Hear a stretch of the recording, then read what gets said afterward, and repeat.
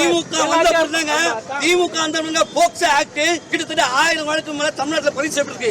திமுக ஆட்சி வந்த பிறந்தாங்க இது வரைக்கும் வன்கொலை வழக்கு இங்க வந்திருக்கு.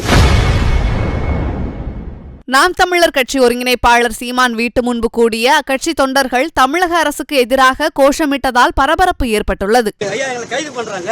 எங்களை கைது பண்ற காரணத்தை ஐயா காவலர் புகார் பண்ணி கேட்டுக்கிட்டு கைது பண்ணுங்க. ஐயா ஊடகத்துக்கு முன்னாடி சொல்லுங்க ஐயா, எதுக்காக நான் கைது பண்ண வரோம் இல்ல சொல்லுங்க ஐயா, என்னை கைது பண்ண நோக்கத்தை நீங்க சொல்லுங்க. நாங்க ஜனநாயக வந்து நீதிமன்ற முறையிடுவோம். இது ஜனநாயக கடமையா? இது எதுக்காக வந்து எங்க அண்ணன் வீட்டுல போய் திறக்கிறாங்க? எங்க அண்ணன் வீட்டுல பாம்பு வச்சிருந்தாரா, நக்சல் வச்சிருந்தாரா, வெடிகுண்டு வச்சிருந்தாரா?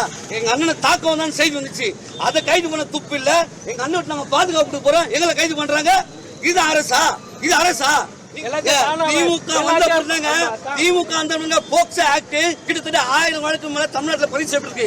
திமுக ஆட்சி வந்த பிறந்தாங்க இது வரைக்கும் வன்கொலை வழக்கு இங்க வந்திருக்கு. எங்க ஒரு தாழ்த்தப்பட்டவன் ரோட்டுக்குள்ள புல்லட் ஓட முடியாதுங்க.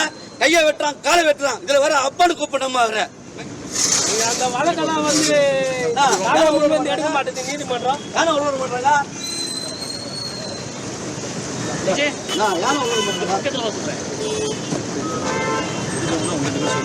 யார் வர்றான்னு எல்லாரும் போறீங்க, யார் வரான்னு தெரியும். 3 பேர் தான் போனோம்.